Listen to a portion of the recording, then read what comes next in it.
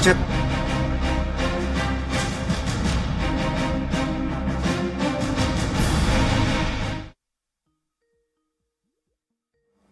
नमस्कार, हमारे खास कार्यक्रम बिग डिबेट में आपका बहुत स्वागत है। मैं हूं आपके साथ बुशरा। मध्य प्रदेश में नई बनी मोहन सरकार को पूर्व सीएम शिवराज गवर्नमेंट से 3.5 लाख रुपए करोड़ का कर्ज विरासत में मिला। नई सरकार ने भी प्रदेश में डेवलपमेंट कराने के लिए और कर्ज उतारने के साथ ही अगले 5 सालों के लिए इन्वेस्टमेंट का सॉलिड प्लान बनाया है।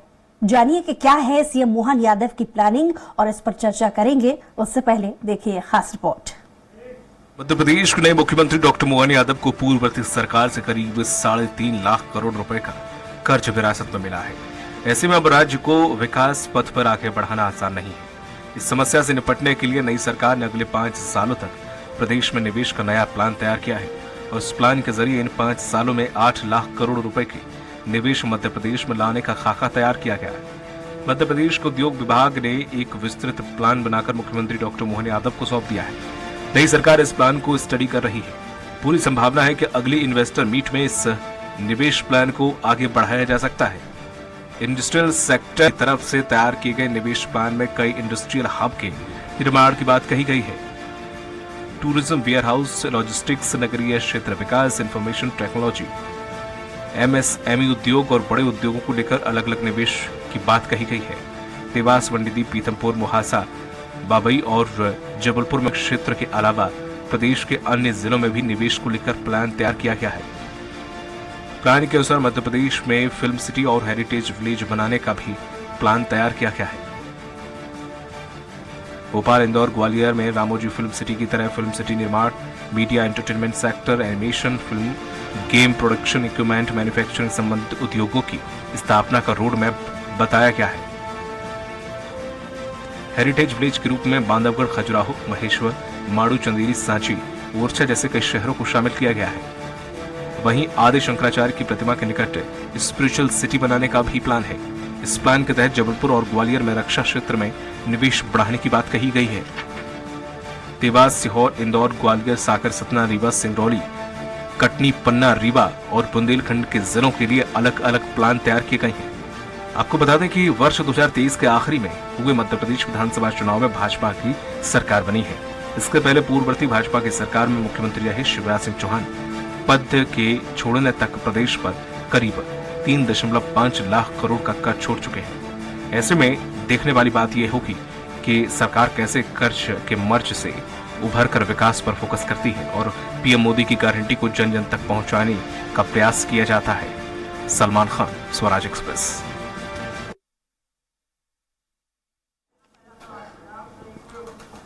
तो इस मुद्दे पर खास चर्चा के लिए हमारे साथ विशेष पैनल जुड़ा हुआ है। बीजेपी से प्रवक्ता गुंजन चौकसी जी हमारे साथ जुड़े हैं, बहुत स्वागत है आपका। कांग्रेस से प्रवक्ता नीलम शुक्ला जी भी हमारे साथ जुड़ गए हैं, आपका बहुत स्वागत है। और साथ ही वरिष्ठ पत्रकार दिनेश निगम जी भी हमारे साथ जुड़ गए हैं, बहुत स्वागत है आपका। शुरुआत बीजेपी से करेंगे कि जिस तरीके से, चलिए पहले रिएक्शन जान लेते हैं वरिष्ठ पत्रकार दिनेश निगम जी से, उसके बाद फिर बाकी मेहमानों के पास आएंगे। दिनेश जी, कर्ज का मर्ज बहुत पुराना है मध्य प्रदेश में, ऐसे में पहले ही 3.5 लाख का कर्ज जब सरकार के पास हो तो विकास का रास्ता कैसे खोजेगी सरकार?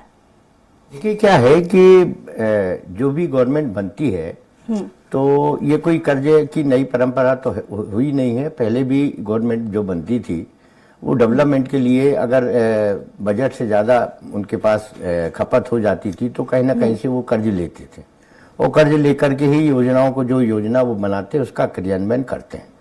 ये सही है कि मध्य प्रदेश में इस समय अपार बहुत एक लंबे राशि का कर्ज बकाया है, लेकिन कर्ज देख करके अब डेवलपमेंट को रोका नहीं जा सकता, क्योंकि उन्होंने जो सत्ता के पहले, चुनाव के पहले जो संकल्प पत्र जारी किया है, कोई भी दल हो, भारतीय जनता पार्टी तो अभी सरकार में है, उन्होंने भी जारी किया, कांग्रेस ने भी अपने, उन्होंने भी जो 2018 में जब हुई थी तो तब उन्होंने भी अपना जो घोषणा पत्र जारी किया था, उसमें उन्होंने डेवलपमेंट करने के लिए उन्होंने भी कुछ कर्ज लिए थे और योजनाएं ऐसी बनाई थी ताकि आर्थिक साधन बढ़े। और यही काम प्रेजेंट मुख्यमंत्री जी जो है हमारे डॉक्टर मोहन जी, वो इसमें लगे हुए हैं कि कैसे इस राशि की पूर्ति, एक तो अपने को उनको ब्याज भी भरना है जो कर्ज है, ऊपर से जो उनका संकल्प पत्र है उसमें क्रियान्वयन करने के लिए जो उन्होंने आम जनता को भरोसा दिलाया, प्रदेश की जनता को भरोसा दिलाया, बेरोजगारों को भरोसा दिलाया, उसमें वो खरे कैसे उतरे, इसके लिए तरह तरह की योजनाएं बनाई जा रही हैं। ऐसा अभी मुझे जानकारी मिली है कि कुछ इन्वेस्टर मीट भी करने जा रहे हैं वो जी। उसके माध्यम से कई बिजनेसमैनों को, उद्योगपतियों को यहाँ बुलाएंगे। हालांकि एक बात अगर देखा जाए तो आप ये देखिए कि शिवराज जी के कार्यकाल में जितनी इन्वेस्टर मीटिंग हुई है, जितने भी हुए, अरबों खरबों रुपए उसमें बर्बाद हुए, लेकिन प्रदेश को उसका 10% भी लाभ नहीं मिला। सही बात तो ये है। और एक चीज और आपको बताएं, होता क्या है, जो इन्वेस्टर आते हैं बड़े बड़े फर्म के, ये बड़े बड़े उद्योगपति, ये सबसे पहले तो जो डिमांड करते हैं कि हमको इतने एकड़ जमीन चाहिए, हमको ये चाहिए, हमको ये चाहिए, हमारी ये शर्तें, हमारी वो शर्तें। सरकार किसी तरह अगर उनकी शर्तों की पूर्ति भी करती है तो वो जमीन लेकर के और उसको बाउंड्री बना के छोड़ देते हैं। डेवलपमेंट के नाम पे जो एग्रीमेंट होता है कि इतने दिन में हम डेवलपमेंट करेंगे, इसको हम ऐसा करेंगे और इतने में इसको हम पूरा एक रूप दे करके और उसके बाद बेरोजगारों को इतने % हम रोजगार उपलब्ध करा देंगे इतने साल के अंदर, ये सब शर्तें तय होती हैं, लेकिन उसका क्रियान्वयन बहुत कम होता है। ठीक है, बाकी मेहमानों से भी प्रतिक्रिया बस मैं एक लाइन और देखना बस ये है कि मोहन हमारे जो वर्तमान मुख्यमंत्री हैं वो इसमें कितने खरे उतरते हैं और कितनी कड़ी दृष्टि रखते हैं ताकि इस तरह की पद्धति को दोबारा दोहराया ना जा सके। ठीक है नीलम जी, क्योंकि कांग्रेस ये कहती रही है कि कर्ज का मर्ज जो है वो बीजेपी का पुराना है, लेकिन जब बात विकास की कर देती है बीजेपी तो कांग्रेस कहती है कि ये सिर्फ बहाना है। ऐसा क्यों?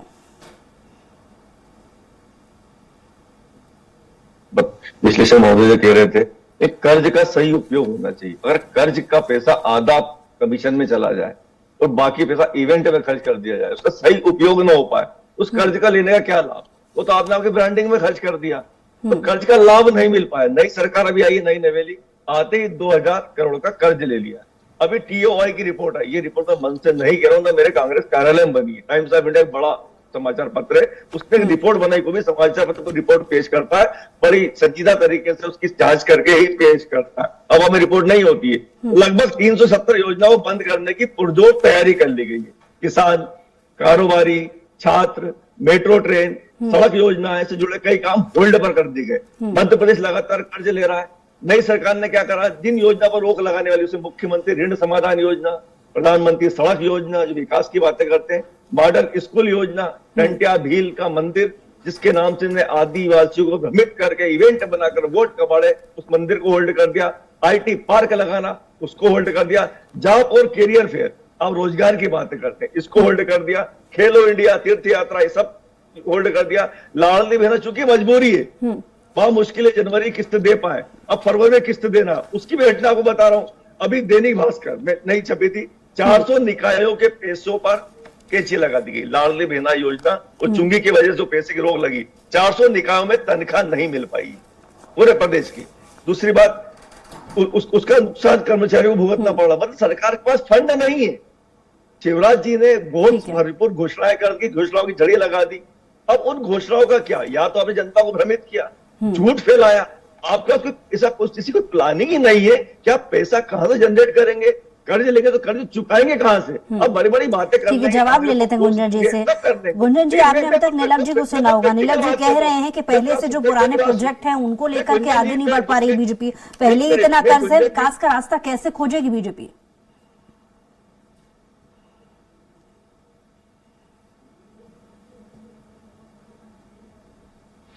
इस तरीके की बात कर रही है। मैं बहुत तथ्य के साथ अपनी बात रखूंगी। मैं एक 2003 और 2023 की मध्य प्रदेश की तुलना करूंगी और एक मैं मध्य प्रदेश 2023 और राजस्थान की तुलना करूंगी जहां पे कांग्रेस शासित जो राज्य है। तो अगर मैं पहले 2003 में चली जाती हूँ तो देखिए 2003 में दिग्विजय सिंह की सरकार तो हेलो गुंजन जी नहीं आ रही। ठीक है नीलम जी, हम दिखवाते हैं, बाकी गुंजन जी आप बात पूरी कीजिए। जी देखिए, जो 2003 की अगर मैं बात करूं तो 2003 में जो बजट होता था वो मात्र 24,000 करोड़ का था, लेकिन जो कर्ज उस समय सरकार पे था वो 31% था। आज इतने सालों बाद 2023 में जो बजट हमें मिला है वो उसका 10 गुना हो चुका है। और वो उसका सिर्फ 26% हुआ। 2023 में जो बजट हमें मिला है वो उसका 10 गुना हो चुका है, और लेकिन अगर मैं कर्ज की बात करूं तो वो उसका सिर्फ 26% हुआ है। तो जो फर्क है वो साफ साफ दिखता है कि कैसे दिग्विजय सिंह की सरकार थी और कैसे मध्य प्रदेश में जब भारतीय जनता पार्टी ने 20 वर्षों में उस बीमारू राज्य से विकसित राज्य में लेकर आए हैं, डेवलपमेंट बढ़ा है, हर क्षेत्र का बढ़ा है, हर विकास का बढ़ा है, और बात ही कर्ज की करते हैं। कर्ज सिर्फ कांग्रेस के लिए एक बहाना है, लेकिन भारतीय जनता पार्टी के हर एक निर्णय जनहित में लिए गए हैं। अब दूसरी बात मैं तुलना करती हूँ 2023 की। 2023 में मध्य प्रदेश की अगर मैं बात करूं तो जो जीडीपी और डेट का रेशियो है कर्ज और जीडीपी का, वो मात्र 30% का है। वही जो कांग्रेस शासित राज्य हैं, मैं अगर राजस्थान की बात करूं, जब राजस्थान कांग्रेस से निकला था 2023 में, तो उसमें डेट रेशियो जो है जीडीपी वो 40% है। लेकिन वो गुंजन जी, मध्य इसमें प्रदेश भी से भी ज्यादा कोई है। दो राय पहले नहीं तो है जो कांग्रेस नए प्रोजेक्ट को जवाब लेकर के थे। जब बीजेपी जो बात कर कांग्रेस रही है, शासित अगर राज्य है, अगर वहाँ बाकी उन राज्यों में जहां पर आकलन बीजेपी की है, सरकारें वहाँ हैं, जो ग्लोबल कर्ज इन्वेस्टर है, समिट के जरिए नए उद्योगपतियों को बुलावा देने के बाद में जितनी उम्मीद की जा रही थी, जमीनी हकीकत उतनी नजर नहीं आ रही। ऐसा कांग्रेस की तरफ से सवाल अक्सर अलग अलग प्लेटफॉर्म पर पूछा जाता रहा है।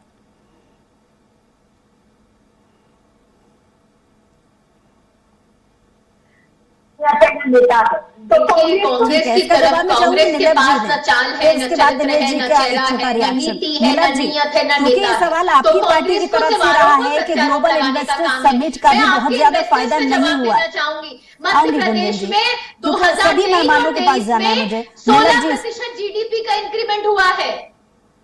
पर कैपिटल इनकम की अगर मैं बात करूं तो जो पहले 2003 में था वो 12,000 करोड़ था, अब पर कैपिटल इनकम 1,40,000 हो गया है। तो ये फर्क है।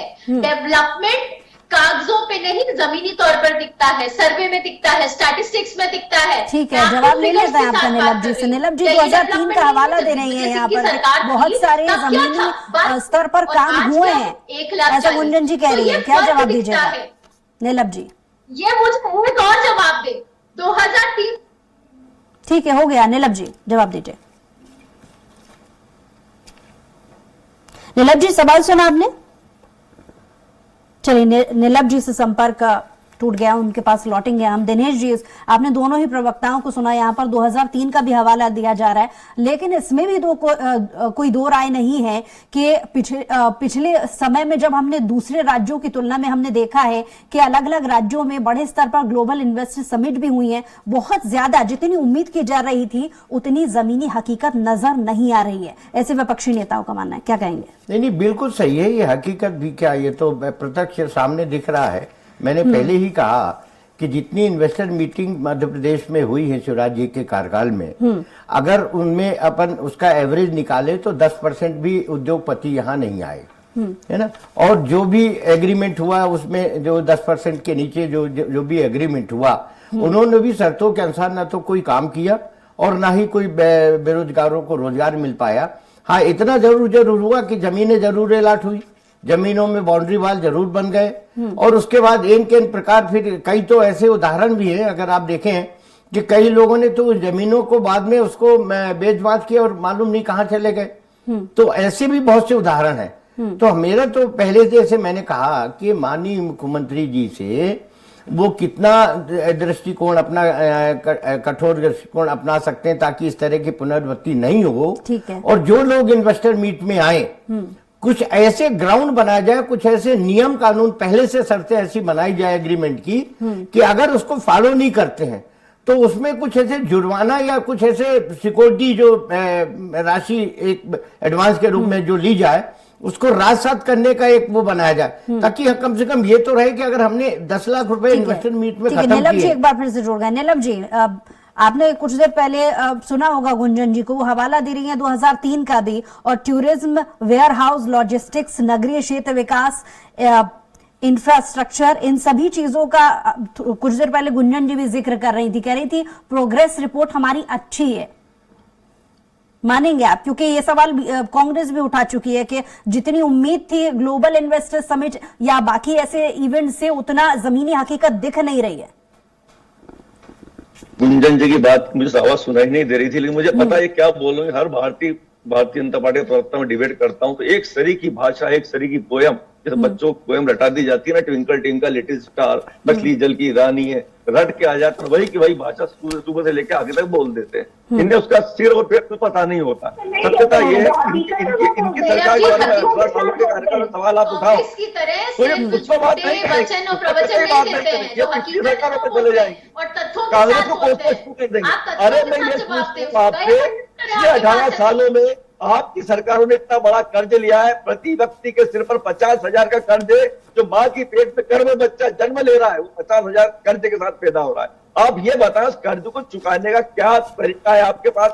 आपने ऐसा कौन सा इंफ्रास्ट्रक्चर डेवलप किया है? आप राजस्थान का जवाब दें जी। 6 लाख करोड़ का कर्ज छोड़ के गई राजस्थान कांग्रेस की सरकार, आप उसका जवाब दें। सारी इन्वेस्टमेंट इन्होंने करी है, 18 सालों में कई इन्वेस्टमेंट हुई, सब इन्वेस्टमेंट फेल हो चुकी, उसका बड़ा भारी इवेंट बनाया, अरबों रुपया खर्च कर दिया, वाहवाही लूटी, लेकिन इन्वेस्टमेंट न्यूनतम भी नहीं हुआ। उसकी वजह मैं बताऊं, इन्वेस्टर इन्वेस्ट कब करेगा? जब आपके प्रदेश का इंफ्रास्ट्रक्चर उस लायक होगा, आपके सरकारी का सरलीकरण होगा, आपके अपराध में कमी होगी, आपके महिलाएं सुरक्षित होगी, आपके चंदाखोरी वो नहीं होगी, आपके अपराध कम होंगे, आपके माफिया कम होंगे, आप बराबर कनेक्टिविटी दे पाएंगे। कुल मिलाकर उन्हें ऐसा वातावरण दिया जाएगा ताकि बाहरी निवेशक आकृष्ट हो। कमलनाथ जी की सरकार 14 महीने की थी, हमने इन्वेस्टर मीट की थी, हमने वातावरण तैयार किया था, हमने प्रदेश को माफिया विहीन बनाया था, हमने प्रदेश में इंफ्रास्ट्रक्चर डेवलप किया था कुछ ही समय में, अल्प समय में, इन्वेस्टर आकृष्ट हुआ था मध्य प्रदेश को उद्योग लगाने के लिए। नहीं, जैसी हमारी सरकार षड्यंत्र पूर्वक गिराई गई, इन्वेस्टर फिर हट गए। जी की सरकार की बात छेड़ी है तो मैं याद दिला दूंगी नीलम जी। आ रही हूँ गुंजन जी, आप ही के पास आ रही हूँ, जवाब पूरा होने दीजिए। मैं भारतीय जनता पार्टी प्रवक्ता से मुझे एक ही तकलीफ है, मैं आपके 18 साल का कार्यकाल छोटा कार्यकाल नहीं होता, एक बच्चा बड़ा होकर जवान हो जाता, वोट डालने की उम्र में हो जाता है, उस कार्यकाल की आप बात ही नहीं करते, आप पीछे चले जाते हैं। गुंजन जी 18 साल का बहुत ठीक बड़ा है, कार्यकाल है आप। ठीक है, सवाल ले लेते हो गुंजन जी। जब बीजेपी पार्टी इस बात को लेकर के दम भर रही है कि विकास होगा आने वाले समय में, ऐसे समय में ये बयान दिया जा रहा है या ये तैयारी की जा रही है जब पहले ही मध्य प्रदेश में कर्ज है, 5 सालों में 8 लाख करोड़ रुपए के निवेश मध्य प्रदेश में लाने का खाका तैयार करने की बात कर रही है अगर बीजेपी, तो उसका बेस यानी आधार क्या है?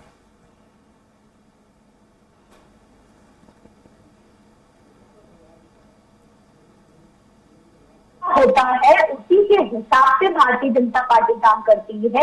और फाइनेंशियली अगर हम देखें तो अर्थव्यवस्था भारतीय जनता पार्टी की मध्य प्रदेश में बहुत अच्छी, मध्य प्रदेश की सिचुएशन बेस्ड है। अगर आज मैं मध्य प्रदेश पूरे देश में बात करूं तो 3rd बेस्ट राज्यों में आती है। अगर हम फाइनेंशियल स्टेटस की बात करें, कर्ज की अगर मैं बात करूं तो आज जो जीडीपी का भी मैंने आपको रेशियो की बात की थी, तो पंजाब नंबर 1 पे आता है, 53% आया है वहां का कर्ज रेशियो। अगर मैं राजस्थान की बात करूं तो वो 40% है, मध्य प्रदेश तो भी 30% पे आता है। और रही बात विकास की, अगर आप देखिए, पहले मैं कर्ज की बात कर लेती हूँ। आज आप 3 लाख करोड़ की कर्ज की बात करते हैं मध्य प्रदेश में कितना डेवलपमेंट के साथ, लेकिन अगर हम राजस्थान की बात करें तो कांग्रेस शासित राज्यों में उस समय 6 लाख करोड़ का कर्ज छोड़ दी गई है कांग्रेस राजस्थान में। पहले कांग्रेस उसका जवाब दे।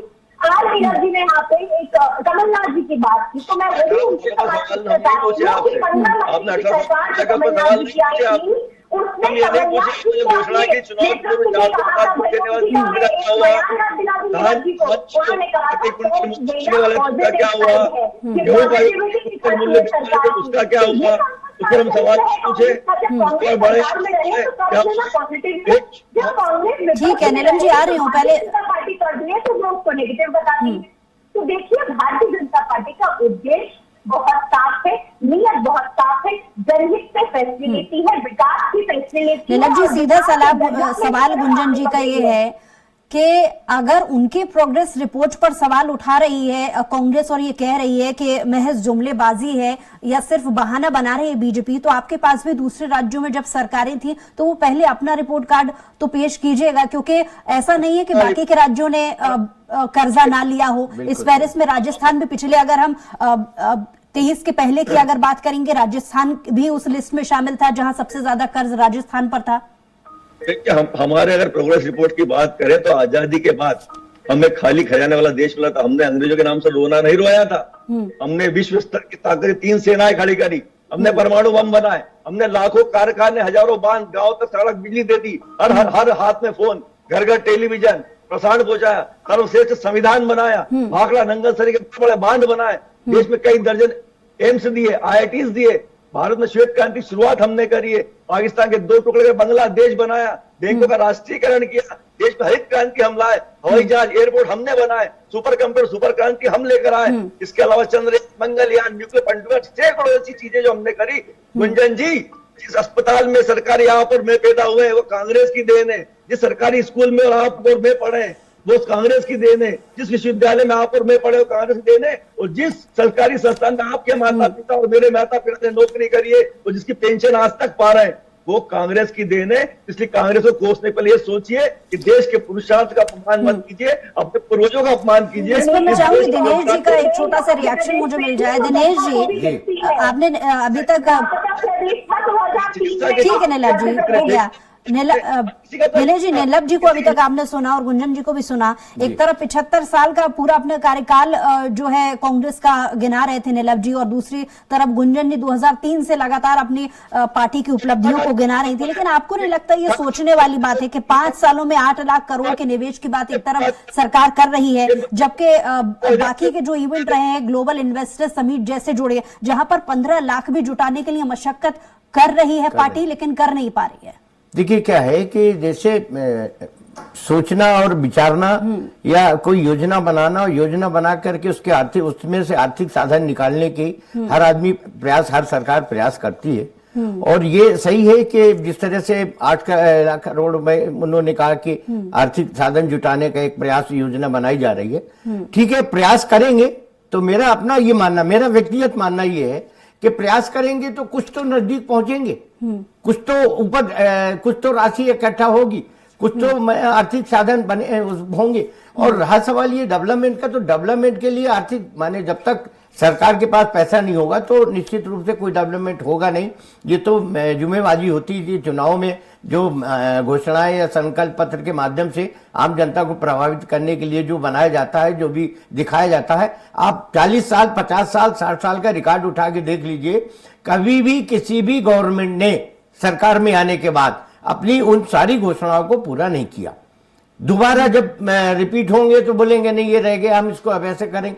तो ये तो सब है, लेकिन सवाल ये है कि अगर कोई सरकार प्रयास करती है, मैं तीसरी बार कह रहा हूं कि वो उसके नेतृत्व की क्षमता के ऊपर होता है कि वो उसमें कितनी राशि कहां से, कैसे, किस तरह से योजना बना करके डेवलप कर सकता है, कमा सकता है। ये उसका दायित्व है और उसकी जिम्मेदारी बनती है कि अगर वो दूरदृष्टि के हैसियत से कोई डेवलपमेंट या कोई योजना बना करके आर्थिक साधन जुटा रहे हैं तो उनको जुटाने में विपक्ष को भी सहयोग करना चाहिए। देखिए क्या है कि कर्ज है, निश्चित रूप से हमारे ऊपर भी कर्ज आप ऐसा है, व्यक्ति के हिसाब से अगर देखें तो अपन 47,000 एक व्यक्ति के ऊपर 47 से 50,000 का कर्ज है मध्य प्रदेश में।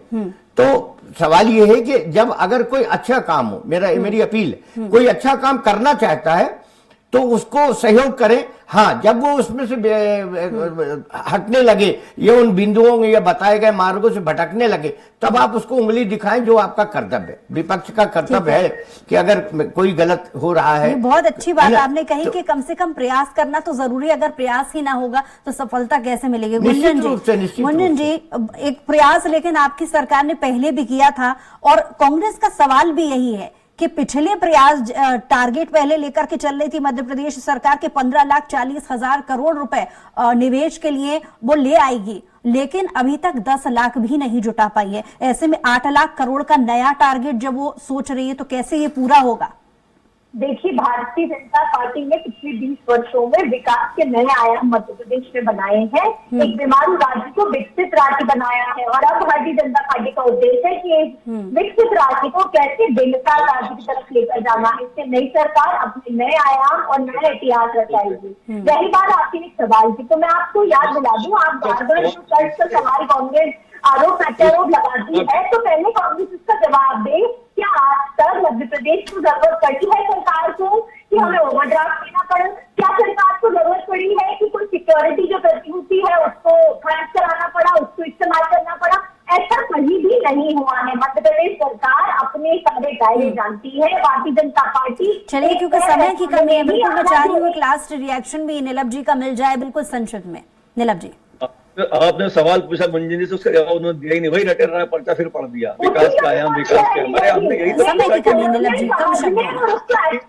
इन्वेस्टमेंट हुआ क्यों नहीं, इसका सवाल उन्होंने पूछा, जवाब क्यों नहीं दिया उसका। चलो 2014 की बातें में करता, मोदी जी गारंटी की 2 करोड़ नौकरी प्रति वर्ष देने की बात की, उसका क्या हुआ। हवाई चप्पल पहनने वालों को हवाई जहाज घुमाने की बात की, उसका क्या हुआ। एक के बदले 10 सन लाने की बात की, उसका क्या हुआ।